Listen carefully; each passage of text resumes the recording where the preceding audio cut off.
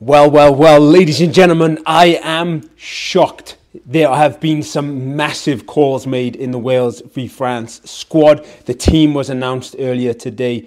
It is currently 12:30 in the afternoon here in America, so 5 hours ahead in the UK. It is 5:30 in the afternoon. So let's get straight into it, right? This is a team announcement with some massive calls. I made a video yesterday, linked right here, giving sort of my thoughts and opinions on what the team should be. I was looking at like continuity, but also maybe giving a few players an opportunity.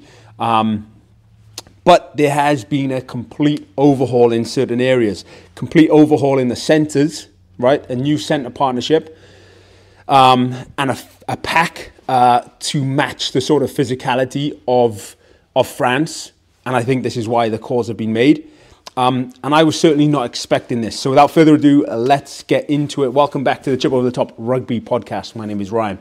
Okay, so the forward pack, I'm gonna go through the team list, and then I'm gonna compare it to mine, right?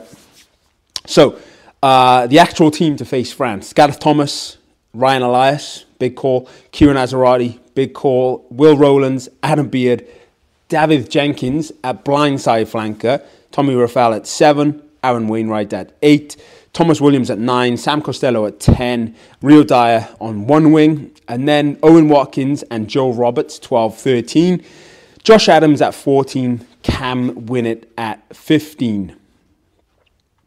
Huge calls. I had Corey Domachowski, Elliot D, Dylan Lewis, Dav Jenkins, Will Rowlands, an unchanged back row in Alex Mann, Tommy Rafale, Aaron Wainwright. I had Thomas Williams and Sam Costello 9-10. I had Rio Dyer at 11. I then thought, okay, let's move George North to 12 and give Joe Roberts a shot at 13, because truthfully, he's been probably the in-form Welsh outside centre within the Welsh regions.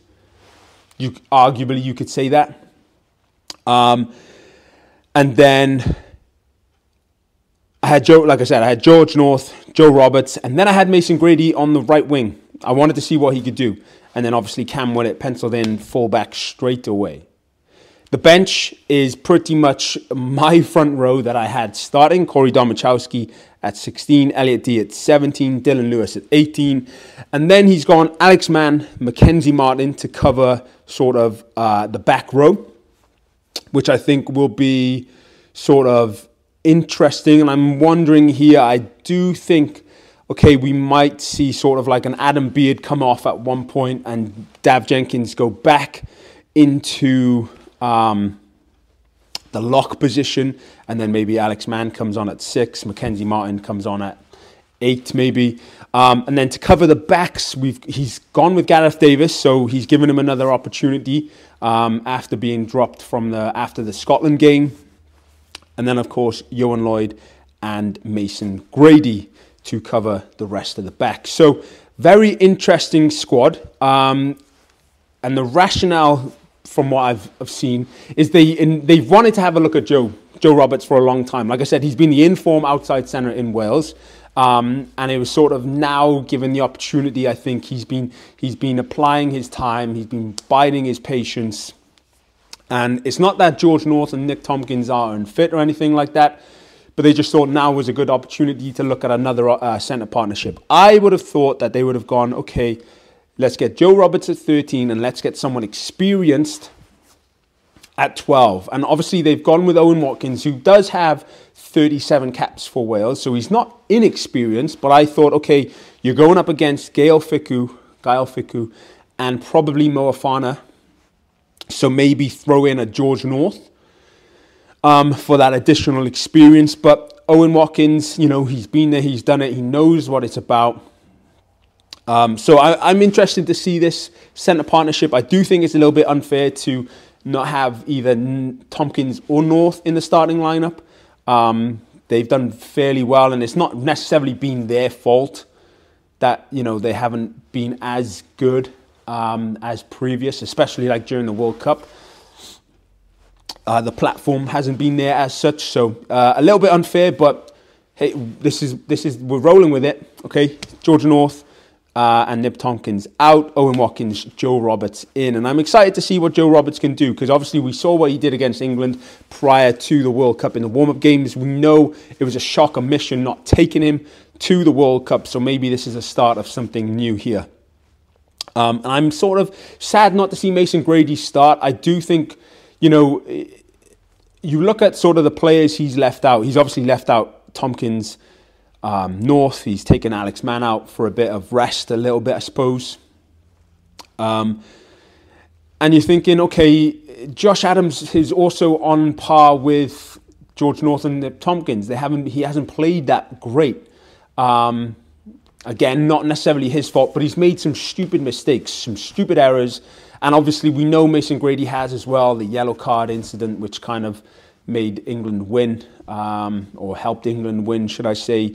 But again, not his fault, narrow defence and whatnot. So I was expecting Mason Grady to start. A little bit disappointed he's coming off the bench. Again, I do think he deserves a start, and this could have been the game to do so. But he's gone with experience with Josh Adams, and I think that might be to sort of tie in the inexperience of sort of the centre partnership between Owen Watkins and Joe Roberts. Just to have a bit more experience on the outside is probably why he's done that.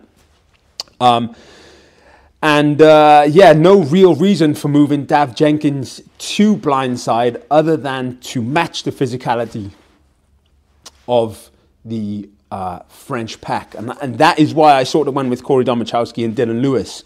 I was not expecting to see Dav Jenkins at 6. That is a massive call. He's never obviously played there professionally, but he's a big lump. So, and he's a tackle machine. Not to say that Alex Mann isn't a tackle machine, but that French forward pack is huge.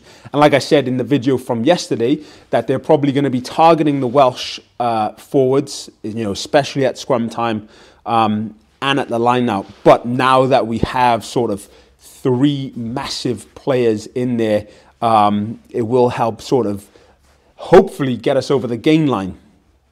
So yeah, that is the squad. Wales v France this Sunday. For me, it kicks off at 11. Obviously, that is 4 p.m. Welsh time in the UK. So let me know your thoughts below on that squad, because I was not expecting this. I was expecting some changes, but I was not expecting this.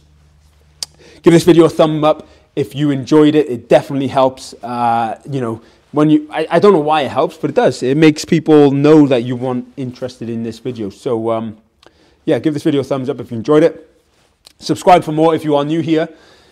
Wales v France, ladies and gentlemen. Team is in. The team is in. Diolch Yn Fawr. I'll catch you soon.